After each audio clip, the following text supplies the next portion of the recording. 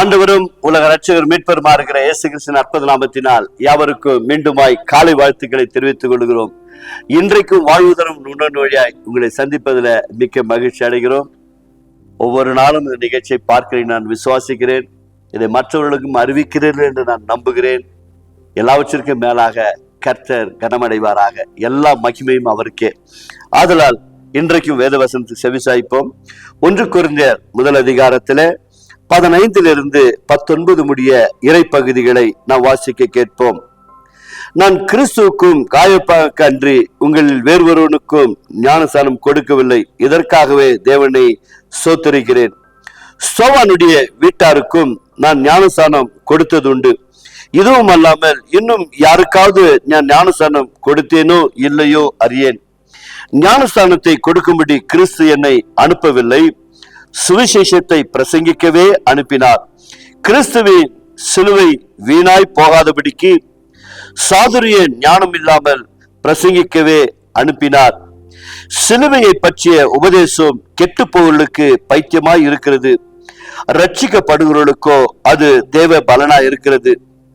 அந்தபடி ஞானியுடைய ஞானத்தை நான் அழித்து புத்திசாலிகளுடைய புத்தியை அவமாக்குவேன் என்று எழுதியிருக்கிறது. செபிப்போமாக. கிருபை உள்ள நல்ல ஆண்டவரே, தகப்பனே, பரிசுத்த பவுல் சொன்னது போல நான் எதற்காக அழைக்கப்பட்டனோ அந்த அழைப்பை நோக்கி நான் ஓடுகிறேன்.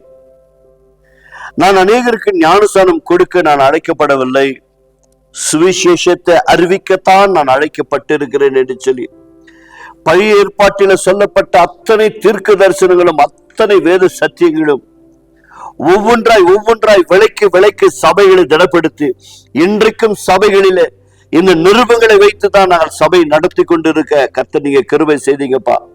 அதுபோல இந்த நாட்களிலே இந்த வேத சத்தியத்தின் வழியாய் சிலுவையின் உபதேசம் ஆண்டவரே, அநேகர் இதை கேட்பதற்கு மனம் இல்லாமல் போகிறபடியால் அது கெட்டு போகிறவர்களுக்கு அது பைத்தியமா இருக்கிறது என்று சொன்னீர் ஆண்டவரே. ஒரு காலத்தில இந்த சிலுவையின் உபதேசத்தை நாங்களும் ஆண்டவரே கேட்க மனம் இல்லாமல் பைத்தியக்காரர்கள் என்று நினைத்து வாழ்ந்து கொண்டிருந்தோம் ஆண்டவரே. ஏற்ற காலத்தில உம்முடைய தாசர்களை கொண்டு குறிப்பாக எங்களை ரட்சிக்கும்படி சகோதரர் கிறிஸ்துவாக நீங்க பயன்படுத்தினீங்கப்பா. அவர் மூலமாய் சத்தியத்தை அறிந்து கொள்ள கர்த்தர் எங்களுக்கு உதவி செய்தீங்க சுவாமி. இன்றைக்கு இந்த உபதேசம் ஆண்டவரே எங்களுக்கு பலனை கொடுத்தது. பாவத்திலிருந்து விடுதலை, சாபத்திலிருந்து விடுதலை, அழுதலிருந்து விடுதலை கொடுத்த தேவனே, இந்த நிகழ்ச்சியின் வழியாய் காண்கிற ஒவ்வொரு பிள்ளைகளையும் அப்படியாய் பாவத்திலிருந்து, சாபத்திலிருந்து, அழிவிலிருந்து, அடிமைத்தனத்தில் விடுதலை கொடுத்து ஒரு புதிய பலனை நீங்க கொடுக்கும்படியா செபிக்கிறோம். ஒருவேளை இந்த உபதேசம் கேட்கிறவர்கள் பைத்தியமாய் தோன்றும் என்று சொன்னால் அப்பா, அவர்கள் அறியாமல் இருக்கிறார்கள் அப்பா. அவர்களுக்காக நாங்கள் செபிக்கிறோம் ஆண்டவரே. எங்களை ரட்சித்த தேவன் இந்த நிகழ்ச்சியை பார்த்து இதை கேலி பரிகாசம் செய்கிற ஒருவர் இருப்பார் என்று சொன்னால் அவர்களை நீங்கள் ரட்சித்து உடைய நாமத்தை மகிமைப்படுத்திக் கொள்ளும்படியா இந்த காலவேளை நம்முடைய சமூகத்தில் நாங்கள் கேட்டுக்கொள்கிறோம் சுவாமி. கர்த்தர் நீங்கள் அப்படியே செய்கிறமைக்காய் நன்றி. மகிமை எடுத்துக் கொள்ளும், ஆசீர்வாதத்தால் நிரப்பும். இயேசுவின் நாமத்தினால் வேண்டிக் கொள்கிறோம் பிதாவே, ஆமென். தொடர்ச்சியா இந்த நிகழ்ச்சியை பாருங்கள் என் அன்பார்ந்த சகோதர சகோதரிகளே. நீங்கள் பார்த்துவிட்டு நீங்களுக்கும் அடுத்தவர்களுக்கு அனுப்பி வையுங்கள். வீணான காரியங்களை பார்க்காமல் தேவனுடைய சித்தத்தை மாற்ற நிறைவேற்றுங்கள்.